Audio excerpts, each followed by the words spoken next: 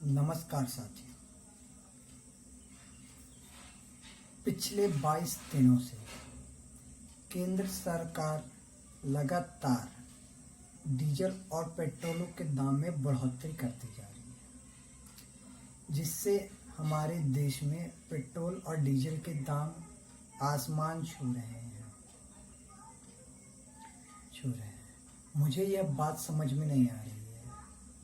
जब अंतर्राष्ट्रीय लेवल पे कच्चे तेल के दाम एकदम न्यूनतम स्तर पर आ गए हैं, तब हमारे देश में पेट्रोल और डीजल के दाम आसमान क्यों छू रहे हैं? आखिर केंद्र सरकार डीजल और पेट्रोल के दाम बढ़ाकर देश में आम जनता को परेशान क्यों कर रही है? क्या चाहती है केंद्र सरकार?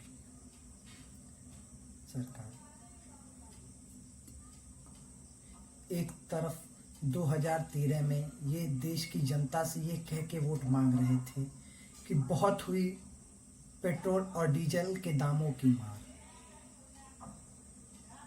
आज वो देश की जनता पर क्या दे रहे हैं?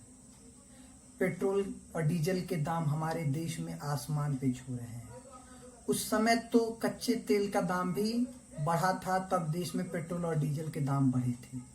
आज तो कच्चे तेल का दाम एकदम न्यूनतम स्तर पर आ गया है, तब हमारे देश की जनता को पेट्रोल और डीजल के बढ़े दामों का सामना क्यों करना पड़ रहा है?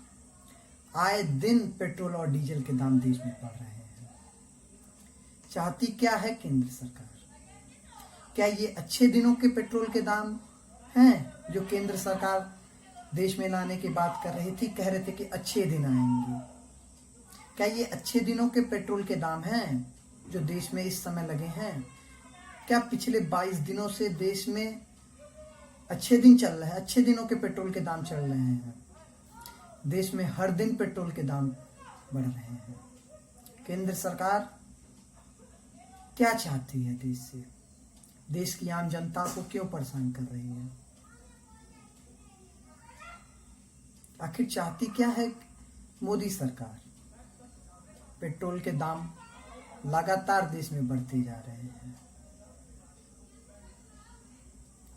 हम सरकार से निवेदन करते हैं कि पेट्रोल और डीजल के दामों को बढ़ाना कम करें। सरकार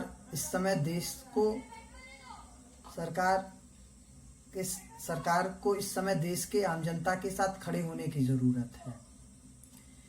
सरकार देश की जनता पे पेट्रोल महंगाई की मार ना डाले, देश को संभल जाने दे। देश अभी एक लॉकडाउन से निकला है, देश को संभल जाने दे। उसके बाद सरकार को जो मन चाहे वो करे, लेकिन इस समय पेट्रोल और डीजल के दामों में इस तरह बढ़ोतरी होना ये देश के लिए अच्छे बात नहीं है। सरकार को डीजल और पेट्रोल के दामों में बढ़ोतरी इस तरह नहीं करनी चाहिए। धन्यवाद साथियों।